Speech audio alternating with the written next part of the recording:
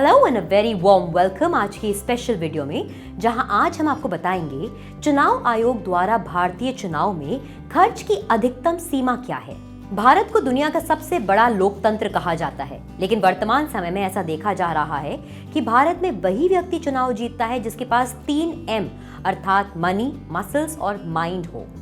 अब सवाल ये उठता है कि आखिर यदि कोई व्यक्ति भारत में सांसद या विधायक बनना चाहता है तो चुनाव आयोग उसको कितने रुपए खर्च करने की परमिशन देता है।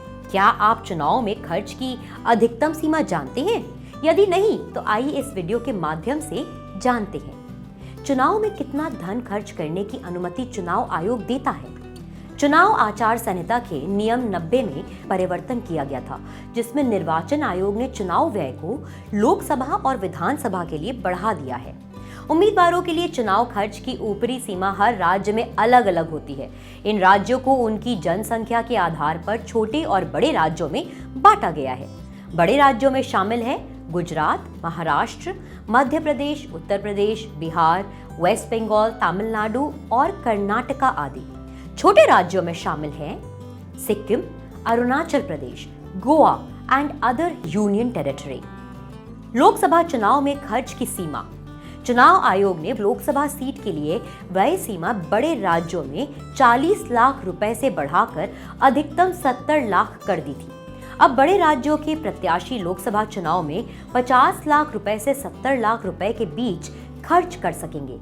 70 लाख तक खर्च कर सकने वाले राज्य हैं केवल सिक्किम, अरुणाचल प्रदेश और गोवा को छोड़कर सभी राज्य लोकसभा चुनाव के लिए अधिकतम 70 लाख रुपए तक खर्च कर सकते हैं। इनमें प्रमुख राज्य हैं दिल्ली, गुजरात, महाराष्ट्र, पंजाब, हरियाणा, मध्य प्रदेश, उत्तर प्रदेश, बिहार, वेस्ट बंगाल और कर्नाटका। छोटे राज्यों और संघ शासित प्रदेशों में लोकसभा चुनाव के लिए यह सीमा 22 लाख रुपए से बढ़ाकर अधिकतम 54 लाख कर दी गई है। 54 लाख तक खर्च करने वाले राज्य हैं Sikkim, Arunachal Pradesh, Goa and all union territories. विधानसभा के चुनाव में खर्च सीमा। बड़े राज्यों में चुनाव खर्च की अधिकतम सीमा 16 लाख से बढ़ाकर 28 लाख रुपए कर दी गई है। अब यह खर्च सीमा छोटे और बड़े राज्यों के लिए 20 लाख से 28 लाख रुपए के बीच है। बड़े राज्यों में यह सीमा 28 लाख और छोटे राज्यों में 20 लाख होगी। छोटे और बड़े राज्यों की परिभाषा लोकसभा जैसी ही होगी। चुनाव के होने वाले सामान्य खर्चे कौन कौन से हैं? चुनाव के दौरान हर पार्टी को प्रतिदिन diesel, gasoline, banner, hoardings, prescriptions and other promotional materials, vehicle rentals, television and newspaper marketing पर होने वाला खर्च, पार्टी कार्यालय पर कार्यकर्ताओं के खाने पीने का खर्च शामिल होता है और कुछ मामलों में तो मतदाताओं को सीधे तौर पर वोट देने और रैलियों में शामिल होने के लिए नकदी भी उपलब्ध कराई जाती है। अब तो फेसबुक, ट्विटर जैसी सोशल नेटवर्किंग साइट्स के माध्यम से भी प्रचार शुरू हो गया है और पेड कैंपेन भी चलाया जाता है। कई राजनीतिज्ञ इस बात को स्वीकार करते हैं कि इन चुनावों में मुख्य खर्च बूथ मैनेजमेंट पर होता है। यहाँ पर मतदान केंद्रों पर पार्टी कार्यकर्ताओं के ऊपर बहुत बड़ी मात्रा में रुपया खर्च किया जाता है।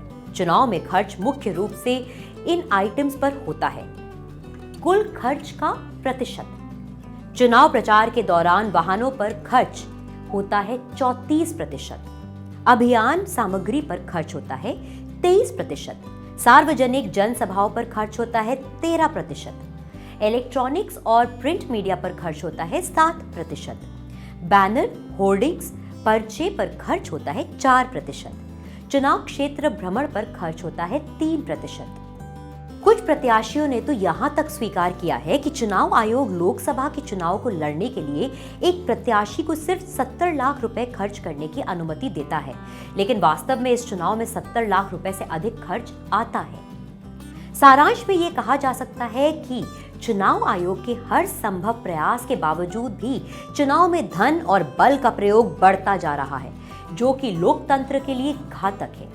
अगर आपको ये वीडियो पसंद आया हो तो इसे शेयर करें और ऐसे ही अन्य वीडियोस देखने के लिए जागरण जोश के सामान्य ज्ञान सेक्शन को विजिट करें। Till the next time, it's a good bye.